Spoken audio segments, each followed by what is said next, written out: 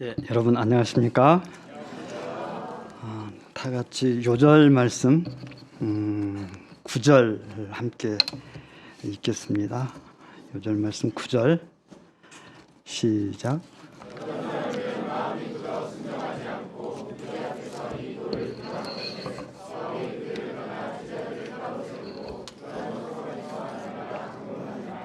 아멘. 잠깐 기도하시겠습니다. 거룩하신 하나님 아버지, 주님의 말씀 앞으로 저희를 인도해 주셔서 감사합니다. 하나님, 모든 은혜는 주님의 보좌로부터 나온다고 하였습니다. 이 시간 이 은혜를 사모하여 나왔사오니 주의 성령께서 이곳 가운데 역사하여 주시옵소서. 예수님의 이름으로 기도합니다. 아멘. 미국 로스앤젤레스에서 북동쪽으로 약 250km 정도 올라가면 이 데스밸리라는 곳이 있습니다. 이 데스밸리 국립공원입니다. 말 그대로 죽음의 골짜기입니다. 왜 이런 명칭을 갖게 되었는지 알아보니까 이곳에는 비가 오지 않아서 생명체가 살 수 없기 때문이라고 말합니다. 연평균 기온이 49도입니다. 그리고 연평균 강수량은 60mm입니다. 해수면보다 86m가 낮습니다. 이곳에 가면 선인장도 곧 말라 죽어버립니다.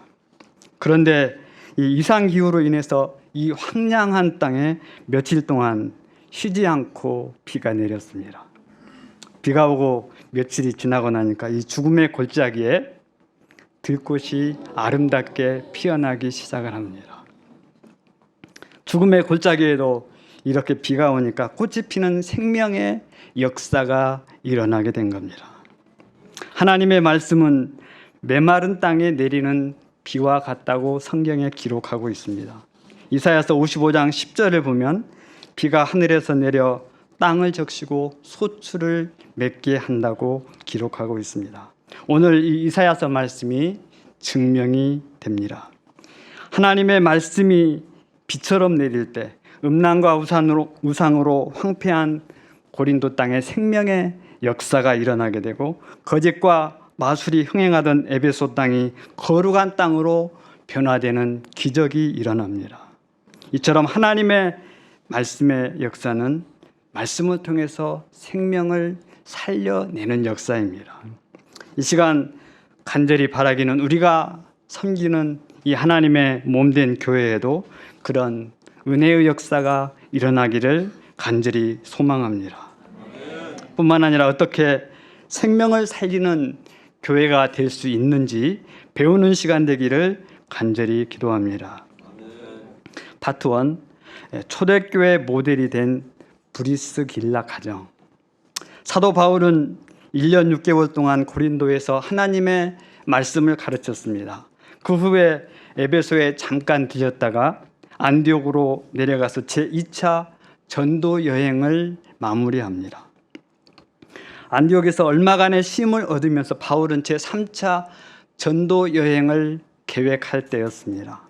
이때 에베소 교회에 어떤 일이 일어납니까? 24절, 25절 말씀을 보겠습니다. 알렉산드리아에서 난 유대인 아볼로가 성경을 가르치고 있었습니다. 그는 언변이 좋고 성경에 아주 능통한 설교자였습니다.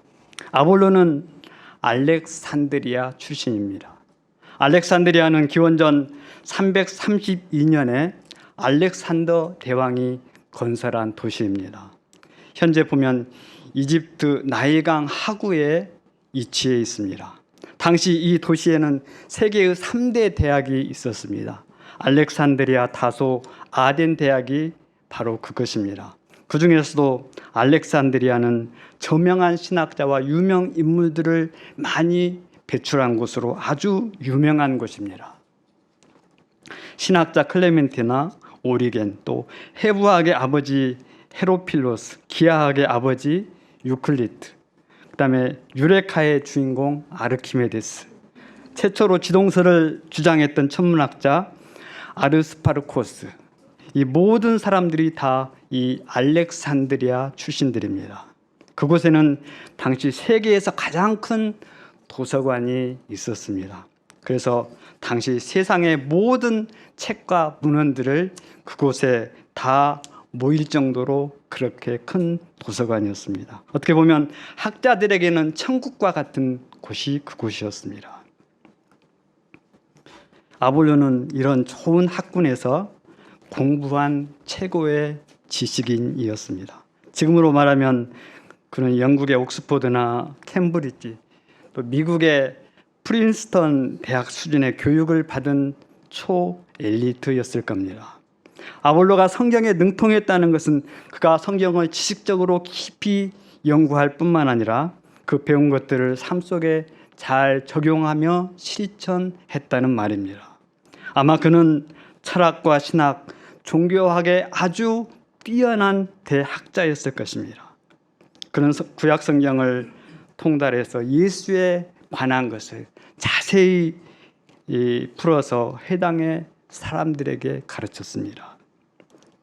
그의 가르침은 참 너무나 체계적이고 대단한 것이었고, 또 수많은 사람들이 그의 가르침을 듣고자 해당에 모여들었습니다. 이렇게 아볼로가 열심히 가르치고 있을 때 브리스길라와 아굴라가 그 집회에 참석을 하게 됩니다. 이 두 사람은 부부입니다. 아굴라는 남편이고 브리스길라는 아굴라의 배우자입니다. 이들이 아볼로의 가르침을 듣다 보니까 그의 가르침은 정말 훌륭한 것이었지만, 또 놀라운 것이었지만 뭔가 핵심이 빠져 있다는 사실을 이 부부는 눈치채게 됩니다. 아볼로의 가르침에는 가장 중요한 그리스도의 십자가를 통한 대속과 부활의 진리가 그 안에 빠져 있었던 것입니다. 아볼로는 구약 성경에 예언된 그리스도에 대해서 지식적으로는 잘 알고 있었지만 아직 인격적으로 예수님을 만나지 못했고 요한의 세례만 알 따름이었습니다. 여러분, 신학적으로 많은 지식을 가지고 있다고 해서 그 사람이 예수님을 아는 것은 아닙니다. 예수님을 안다는 것은 인격적으로 예수님을 만나고 그 말씀을 체험하는 것입니다. 예수님을 만나지 못해도 지식적으로, 학문적으로 얼마든지 예수님에 관해서 가르칠 수는 있습니다. 그러나 그런 식으로 접근해서는 예수님을 결코 만날 수가 없습니다. 예수님은 이론이나 지식 속에 계신 분이 아니시기 때문에 그렇습니다. 그래서 이 부부는 당시 대학자인 아볼로를 집으로 데려다가 하나님의 도를 정확하게 풀어 가르쳤습니다. 여기서 하나님의 도는 복음으로서 그리스도의 십자가와 부활을 말씀합니다.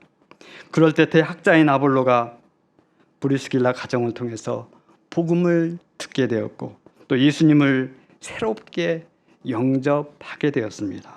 비로소 그리스도의 복음에 영적인 눈이 뜨여지게 된 것입니다.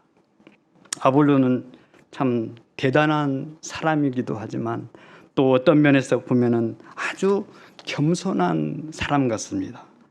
천막을 제조하는 평신도 브리스길라가 신학 박사인 아볼로를 앉혀놓고 복음을 가르치는데도 아볼로는 겸손히 그 복음을 배우고 영접합니다. 여러분, 이러기가 참 쉬운 일입니까? 오늘날 남들보다 조금 더 많이 배웠다고 하는 지식인들을 보면 얼마나 참 교만하게 이 복음을 대적하고 불순종하는지를 모릅니다. 복음서에 나타난 종교 지도자들의 모습과 똑같습니다. 그들은 자신들이 아는 것이 전부라고 생각하면 조금도 배우려 들지 않습니다. 그들은 결코 겸손하지 않습니다. 하지만 아볼로는 그렇지 않았다는 것입니다. 아볼로는 이 부부의 가르침을 통해서 복음에 대한 큰 확신을 갖게 됩니다. 아볼로 자신이 가지고 있는 그 구약에 대한 성경 지식뿐만 아니라 복음이 체계적으로 그 안에서 영접되고 정리되어질 때 엄청난 복음에 대한 확신이 이 아볼로의 마음 가운데 생겨나게 된 것입니다. 그래서 아볼로는 이 복음을 헬라 철학이 지배하고 있는 이방인들에게 가서 전하고 싶었습니다. 에베소 교회는 이 유능한 인재를 보내는 것이 너무 싫었지만 은혜 가운데 아볼로를 고린도에 파송합니다. 아볼로는 예수는 그리스도라고 힘있게 증언하면서 유대인들을 말씀으로 굴복시킵니다. 아볼로는 에베소에서 예수님에 관해서 전했다고 했습니다. 그러나 복음을 확신한 아볼로는 고린도에서 분명하게 메시지를 증거합니다. 예수는 그리스도라. 고린도전서 3장 6절을 보면 바울은 심었고 아볼로는 물을 주었다고 기록하고 있습니다. 이는 아볼로가 복음으로 고린도 교회를 잘 양육했다는 말입니다. 아볼로는 참 많은 지식을 가지고 있었지만 겸손한 사람이었습니다. 이런 사람은 참 귀한 사람입니다. 우리는 여기서 이 아볼로도 귀하고 훌륭하지만 이 시간에는 방향을 좀 바꿔서 브리스길라 가정을 신앙을 한번 살펴보도록 하겠습니다. 이 가정의 신앙을 살피는 것이 우리에게 큰 유익이 되기 때문입니다. 사실 이 부부에 대해서 이야기하는 사람도 별로 없고 또 들을 수 있는 기회도 많지 않기 때문에 이 시간에는 집중적으로 이 브리스길라 가정에 대해서 좀 이야기를 해 볼까 합니다. 브리스길라 가정은 어떤 가정이었을까요? 첫째, 섬기는 종으로서 브리스길라 가정. 18장 말씀으로 잠깐 넘어가겠습니다. AD 49년에 글라우디오가 황제가 되었을 때 로마에서 유대인과 기독교인 사이에 큰 충돌이 벌어졌습니다. 그래서 글라우디오는 유대인들을 로마에서 다 추방하라는 명령을 내리게 됩니다. 이때 브리스길라 가정도 추방을 당하게 됩니다.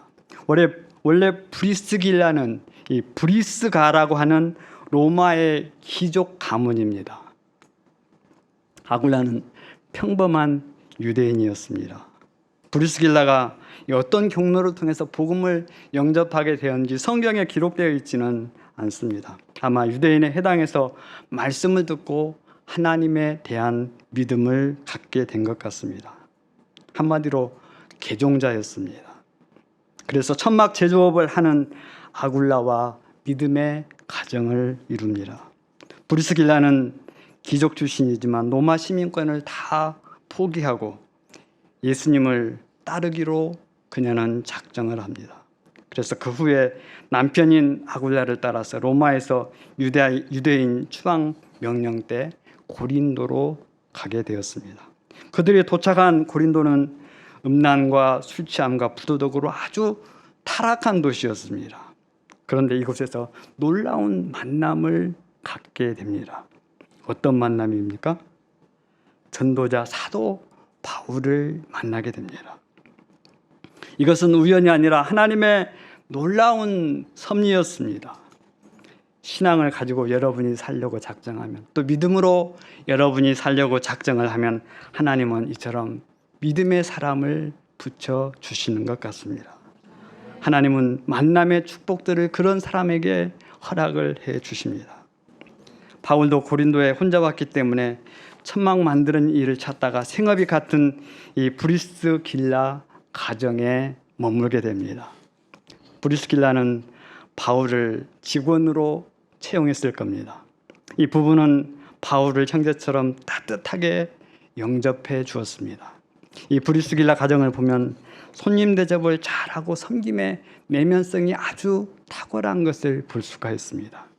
만약 이들이 손대접에 힘쓰지 않았다거나 그랬다면 바울을 만날 기회를 얻지 못했을 수도 있습니다. 아니 설령 만났다고 해도 그냥 스쳐 지나가는 인연으로 끝났을 수도 있습니다. 그렇게 되었다면 우리는 오늘날 성경에서 이 부부의 이름을 보지 못했을 겁니다. 히브리서 13장 2절에 보면 아브라함은 손님 대접으로 부지 중에 천사를 대접했다고 나와 있습니다. 이 천사를 대접한 후에 하나님의 놀라운 약속을 받게 됩니다. 그 약속이 뭡니까? 바로 후사 문제 해결이었습니다. 브리스길라 가정도 바울을 영접함으로써 그들의 인생에 놀라운 변화가 일어나게 됩니다. 이 부부는 바울과 1년 6개월을 함께 동업하면서 복음을 깊이 깨닫게 되었습니다. 그 복음은 성경 선생인 바울에게서 배운 것이었습니다. 그래서 먹고 사는 생활인의 삶에서 사명인의 삶으로 전환이 됩니다. 여러분, 하나님의 구속 역사에서 이런 섬김의 내면성은 참으로 중요한 것입니다. 우리 공동체도 제자로 남았던 많은 사람들을 보면 목자들이 손대접을 잘 해준 것도 있고 또 도움이 필요한 양들을 잘 섬겼기 때문에 가능한 일이었습니다. 그럴 때 양들이 예수님을 영접하고 제자로 남는 은혜의 역사가 있었습니다. 엑스국의 이 제임스 선교사님은 목자님이 사준 점심을 먹고 미안해서 성경 말씀 공부를 시작했습니다. 그래서 계속 말씀 공부를 하다가 변화되어 지금은 한나라의 선교 사역을 감당하고 있습니다. 이렇게 남는 제자가 한두 사람이 아닙니다. 섬김의 내면성은 하나님이 쓰시는 귀한 도구였던 것입니다. 제자 양성을 잘하는 사람들을 보면 공통적으로 나타나는 특징이 한결같이 섬김의 내면성을 가졌다는 것입니다. 현재도 우리 교회에 브루스길라 가정처럼 섬기는 분들이 참 많이 있어서 너무나 감사하게 생각을 합니다. 하나님은 그런 가정들을 복주시고 그런 가정들을 통해서 구속 역사를 이루어 가십니다. 둘째, 성경 선생으로서 브리스길라 가정. 바울은 이 부부와 함께 천막 만드는 일을 하면서 생계를 유지했습니다. 그들은 바울과 함께 일하고 먹고 함께 살면서 바울로부터 복음에 대해 듣게 됩니다. 바울은 사업적으로는 그들과 동업자 관계였지만 다른 한편으로는 그들의 영적인 스승이었고 지도자였습니다. 이 부부는 선생인 바울에게서 그리스도에 대해서 깊이 배우게 됩니다. 바울이 어떻게 해서 다메섹 도상에서 부활의 주님을 만나게 되었는지, 또 주님으로부터 그가 어떤 사명을 받게 되었는지, 그리고 어떻게 하나님께서 전도 여행 가운데 역사하셨는지 이 부부는 다 듣게 됩니다. 이 부부는 그리스도에 대해서 배우면 배울수록 자신들도 쓰임받고 싶다는 간절한 마음의 소망을 갖게 됩니다. 여러분, 사람이 진짜 복음을 영접하게 되면 그런 마음이 자연스럽게 생겨나는 것 같습니다. 그래서 그들은 천막 제조업, 동업자의 관계에서 복음을 위한 동역자의 관계로 발전을 합니다. 바울은 성령의 지시하심을 따라서 수리아와 예배소를 거쳐서 안디옥으로 떠나게 되죠. 이때 이 부부는 바울과 함께 동행을 합니다. 이는 주님에 의해서 쓰임받고 싶다는 간절한 소원 때문이었습니다. 바울은 제2차 전도 여행을 마치고 안디옥으로 들어가면서 이 부부를 에베소에 남겨놓습니다. 이 부부는 에베소에 머물면서 자신의 집을 개방하여 교회로 사용을 합니다. 뿐만 아니라 많은 사람들을 말씀으로 돕습니다. 하나님의 말씀을 가르치고 영혼들이 변화되는 것을 볼 때 이들은 참으로 기쁘고 행복했습니다. 이때 아볼로가 에베소에 오게 되었고 이 부부로부터 복음에 대한 가르침을 받고 뒤집어지는 역사가 있었습니다. 후에 아볼로는 고린도를 섬기는 귀한 사역자가 되고 그 고린도 교회 가운데 큰 영향력을 끼치는 사람이 됩니다. 고린도전서 1장을 보면 고린도 교회에 분쟁이 있을 때 이 아볼로파가 생길 정도라고 했습니다. 그만큼 아볼로의 영향력이 고린도 교회 가운데 컸다는 말입니다. 고린도 교회에 그렇게 큰 영향력을 끼친 아볼로가 이 부부의 실제적인 열매였습니다. 브리스길라 가정의 성경 선생으로서 한 사람 아볼로를 말씀으로 잘 도울 때 그런 놀라운 역사가 일어났던 것입니다. 여러분, 우리가 섬기는 일대의 역사, 또 자비량 선교는 결코 적은 것이 아닙니다. 우리 UBF 역사는 선교학의 핵을 그을 만한 그런 역사입니다. 세계 선교 전문가들이 우리 공동체를 연구하고 선교 모델로 삼기를 원하는 역사입니다. 그런데 정작 그 공동체 안에 있는 우리들은 그것에 대해서 전혀 알지를 못합니다. 일대의 역사와 자비량 선교, 그것은 처음부터 거창하게 시작한 것이 아니었습니다. 작은 골방에서 하나님의 말씀으로 한 영혼을 깊이 성경 말씀으로 가르칠 때 그들이 변화되었고, 또 그들이 이제는 열방으로 흩어져서 헤아릴 수 없는 교회, 수많은 교회와 영혼들을 현재 섬기고 있습니다. 우리도 성경 선생으로서 한 영혼을 잘 양육하여 아볼로와 같은 그런 영향력 있는 제자들을 많이 세울 수 있기를 기도합니다. 셋째는 희생적인 종으로서 브리스길라 가정. 브리스길라 가정은 손님 대접을 잘하는 섬김도 있었지만 성경 선생으로서 말씀으로 잘 돕는 은사도 있었습니다. 뿐만 아니라 이 부부는 아주 희생적인 종들이었습니다. 대개 여인들은 모험을 좋아하지 않고 안정적인 삶을 추구합니다. 그래서 이사하는 것도 별로 좋아하지 않습니다. 그러나 브리스길라는 복음을 영접하고 난 후에 그런 안정적인 삶을 다 포기합니다. 이 부부는 천막 제조업을 통해서 얼마든지 안정적인 삶을 살아갈 수 있는 사람들입니다. 당시 이 천막 제조업은 그래도 벌이가 꽤 괜찮은 직업 중에 하나였습니다. 로마 군대의 천막을 만들어서 납품했고 또 수요도 상당했기 때문에 불황이 없는 그런 직업이었습니다. 그럼에도 안정적인 삶을 포기하고 바울을 따라서 배를 타고 수리아와 에베소로 이동을 하게 됩니다. 당시 배는 우리가 현재 생각하는 크루즈같이 호화로운 배가 아닙니다. 배에는 온갖 벌레들과 해충들과 쥐들이 득실거렸습니다. 배를 타면 해적의 위험도 있었고, 잡히면 남자들은 죽임을 당하고 여자들은 노예로 팔리는 그런 상황이었습니다. 하지만 그런 위험에도 불구하고 바울을 따라 나선 것입니다. 이 부부는 머무는 곳마다 그리스도를 증거했습니다.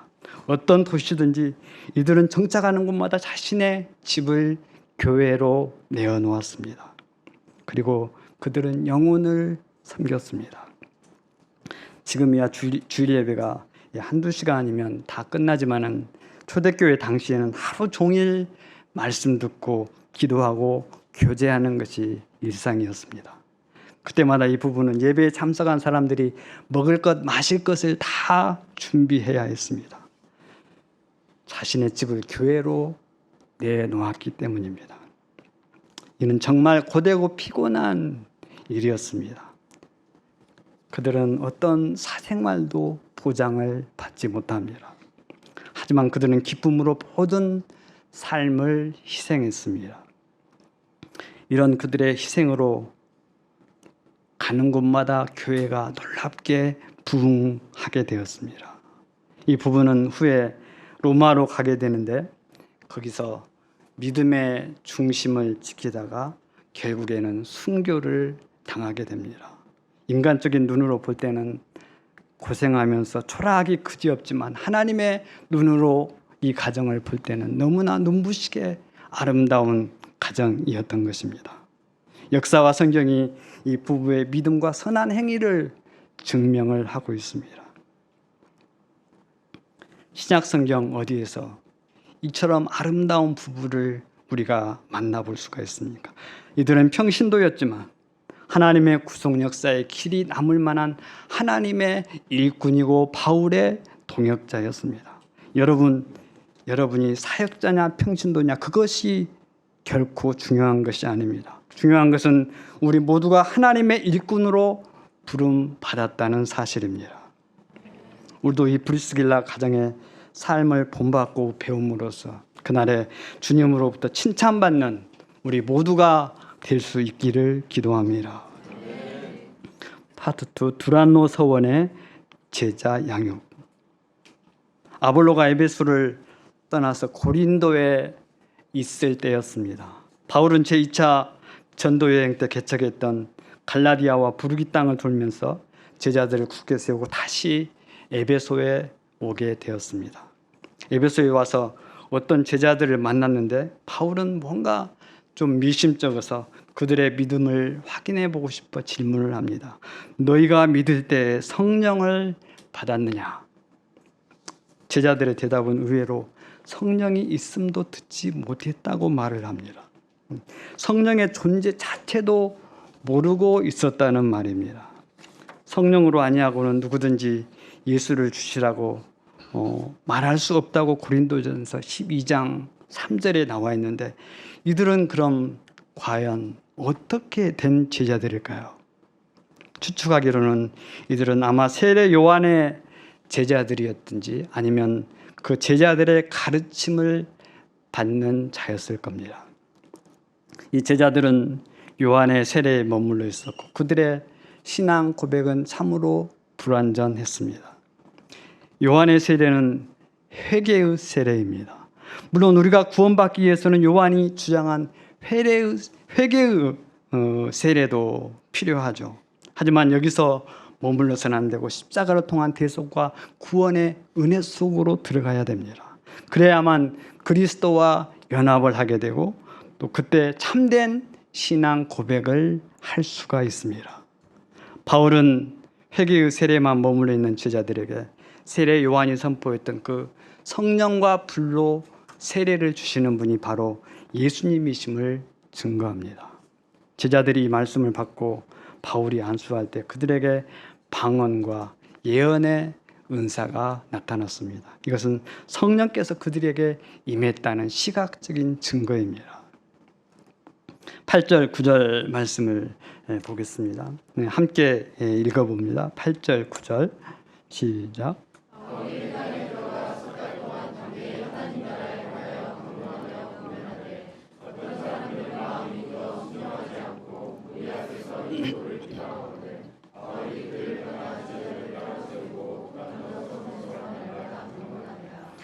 바울은 해당에서 석 달 동안 하나님 나라에 대해 강론하며 권면했습니다.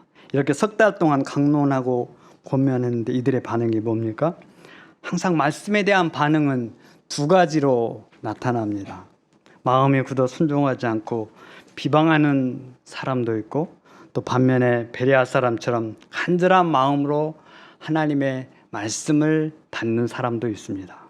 바울은 말씀을 거절하는 자들을 떠나서 제자들을 따로 세우고 두란노 서원에서 2년 동안 그들을 말씀으로 양육을 합니다.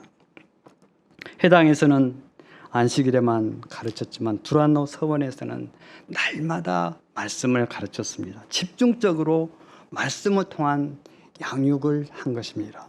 매일 오전 11시부터 오후 4시까지 제자들은 말씀을 배웠습니다.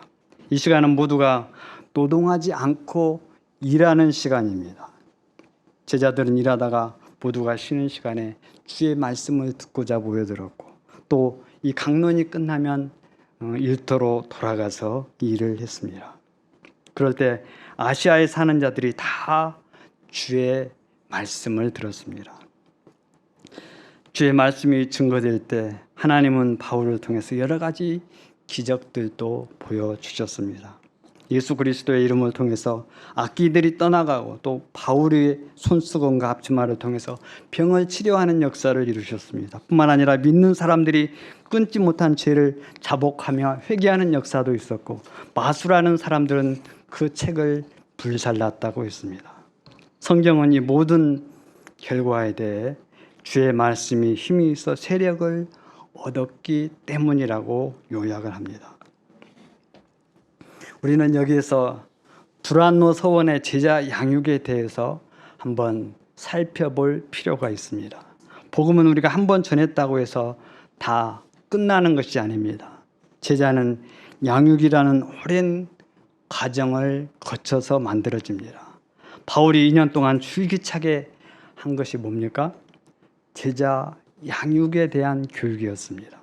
제자는 어느 날 갑자기 하늘에서 뚝 떨어지는 것이 아닙니다. 제자는 말씀 공부를 통한 노력과 끈기로 만들어지는 것입니다. 제자가 만들어진다는 사실이 중요한 것입니다. 제자가 만들어진다는 면에서 보면 우리가 어떻게 제자를 양육하고 무엇을 가르칠까 하는 것은 아주 중요한 내용입니다. 그 가르침대로 제자가 만들어지기 때문입니다. 바울이 두란노 서원에서 어떻게 제자를 양육했는지 한번 살펴보도록 하겠습니다. 첫째, 제자를 양육하려면 열정이 있어야 됩니다. 바울이 해당에서 석 달 동안 담대히 하나님의 나라에 대해서 강론했지만 어떤 사람들은 마음이 굳어서 순종치 않고 하나님의 도를 비방했다고 했습니다. 이때 바울은 주눅이 들고 참 움츠러들기가 쉬웠습니다. 반복적으로 복음을 되져가는 세력들을 만나다 보면 피하고 싶고 자신감이 떨어지는 것이 사실입니다. 우리도 그런 경험을 적지 않게 하고 있습니다. 왜 굳이 이런 미련한 방법으로 복음을 전해야 되는가? 회의적인 생각이 들 때도 있습니다. 여러분, 바울은 전혀 그런 생각이 안 들었을까요? 바울은 우리와 전혀 성품이 달라서 절망도 모르고 포기도 모르는 그런 사람 같아 보입니까? 지난주 말씀에서도 나온 것처럼 고린도전서 2장 3절 말씀을 보겠습니다. 내가 너희 가운데 거할 때 약하고 두려워하고 심히 떨어노라. 바울도 하나님의 말씀을 증거할 때 약하고 두려워하고 심히 떨었다고 고백을 합니다. 이 바울의 고백이 우리에게 상당한 기로가 되는 것 같습니다. 바울도 사람들의 거절과 이업으로 인해서 두려워하고 심히 떨었습니다. 세상에 거절을 좋아하는 사람 한 사람도 없습니다. 이업을 즐거워하는 사람 한 사람 없습니다. 하지만 바울은 그런 상황 속에서도 결코 포기하지 않았습니다. 복음을 거절하는 자들을 떠나서 제자들을 따로 세우고 서원에서 말씀을 계속 가르쳤습니다. 바울의 이런 열정이 어디에서 나온지 아십니까? 그것은 바울이 경험한 복음에 대한 확신에서 나온 것입니다. 그리스도의 십자가에 대한 확신에서 나온 것입니다. 로마서 1장 16절은 이렇게 말씀하고 있습니다. 내가 복음을 부끄러워하지 아니하노니 이 복음은 모든 믿는 자에게 구원을 주시는 하나님의 능력이 됨이라. 사람에게 구원을 줄 수 있는 유일한 것은 오직 복음뿐이라는 바울의 확신에서 이 열정이 나온 것입니다. 우리 안에 과연 바울이 가진 복음에 대한 확신이 있습니까? 이 확신이 없으면 작은 거절이나 비방에도 쉽게 낙심하고 포기하게 될 것입니다. 바울은 한마디로 열정의 사람이었습니다. 이 열정이라는 말은 영어로 패션인데 이 말은 라틴어 파티에서 나왔다고 합니다. PATI, 파티라는 말은 참다, 견디다라는 뜻입니다. 흔히 열정이라고 하면 도전, 패기, 노력 같은 것을 우리가 많이 떠올리게 되는데 열정의 진짜 정의는 고통을 견디겠다는 의지와 끈기를 말하는 것입니다. 우리는 해병대원들을 열정의 사나이라고 부릅니다. 왜 그들을 그렇게 부른지 아십니까? 그들이 고통을 잘 참고 이겨냈기 때문에 그렇습니다. 그래서 해병대 명찰이 열정적인 빨간 색깔입니다. 하나님은 이렇게 바울같이 열정적인 그런 사람을 좋아하십니다. 그런 사람을 통해서 하나님의 구속 역사를 이루어 가십니다. 둘째는 제자를 양육하려면 성령의 감동하심이 있어야 됩니다. 열정이 있는 것은 중요하지만 그것으로 사람들이 다 변화되는 것은 아닙니다. 바울이 열정적으로 석 달 동안 담대히 하나님 나라에 대해서 강론했는데 마음이 굳어서 순종하지 않는 사람들도 있었다고 했습니다. 이것은 열정도 중요하지만 사람의 마음을 변화시키고 순종케 하시는 분은 성령님이시라는 사실입니다. 성령의 감동하심이 있는 사람들에게 복음이 귀에 들려지는 것이고 그것에 순종하게 되어 있습니다. 바울이 두란노 서원에서 따로 제자들을 세운 것은 바로 성령께서 역사하시고 감동케 한 사람들입니다. 성령께서 역사하시면 새 마음을 주시고 또 육신에서 굳은 마음을 제거하시고 부드러운 마음을 주십니다.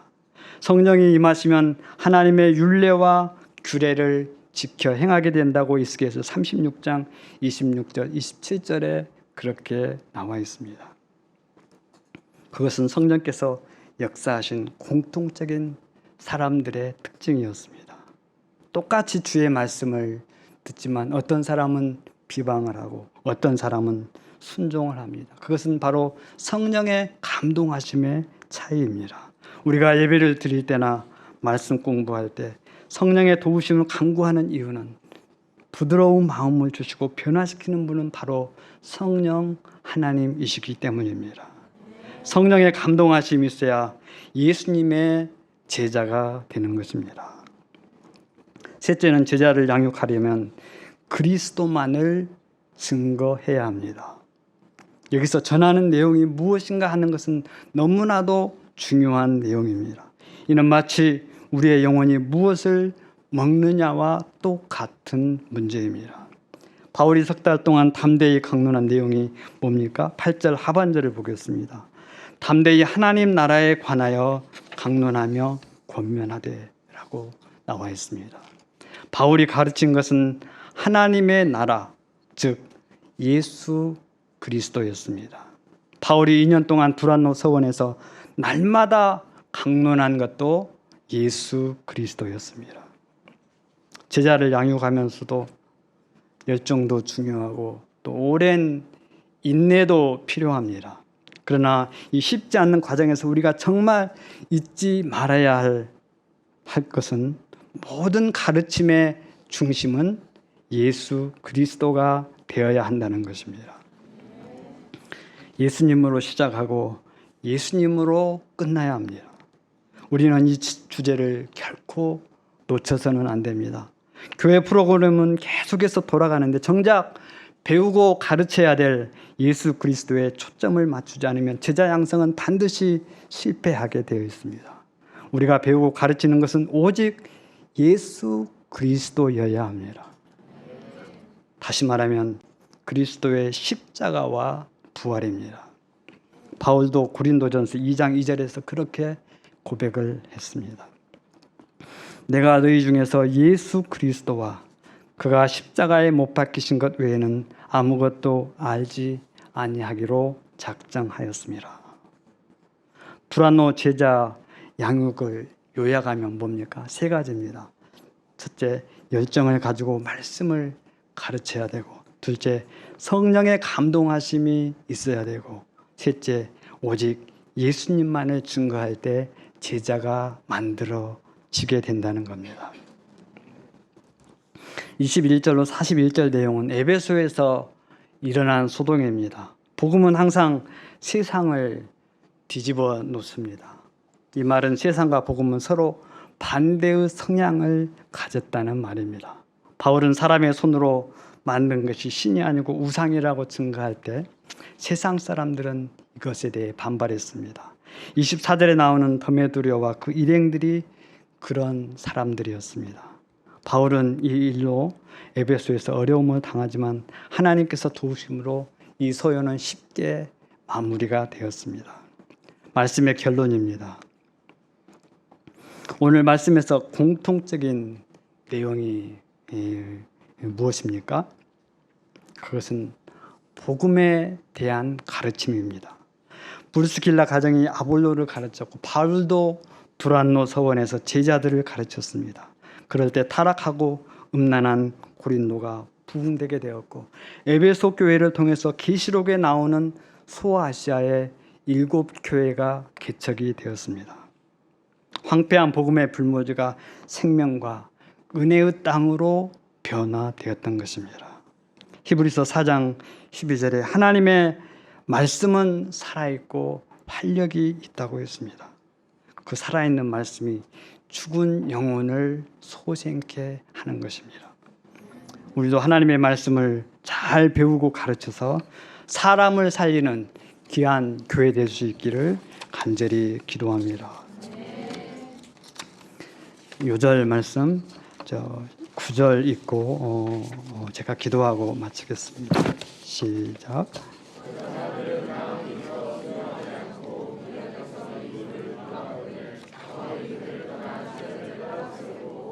손에서 날마다 거룩하신 하나님 아버지, 우리 주님의 귀한 교훈으로 인하여 진실로 감사합니다. 하나님 아버지, 에베소와 고린도 교회의 부흥 이면에는 하나님의 말씀에 대한 분명한 가르침, 복음에 대한 가르침이 있었습니다. 하나님 아버지, 저에게도 사도 바울과 같은 분명한 복음의 확신을 허락해 주시옵소서. 하나님 아버지, 그리하여 말씀이 없어 죽어가는 이 세상 가운데 주의 생명의 복음을 들고 나아가게 하시고 이 복음으로 세상을 뒤집는 하나님의 귀한 백성 되게 도와주시기를 간절히 기도합니다. 저희가 하나님의 말씀을 잘 배울 뿐만 아니라 또 잘 증거하여 많은 영혼들을 유익케 하는 삶 살게 도와주시옵소서. 예수님의 이름으로 기도합니다.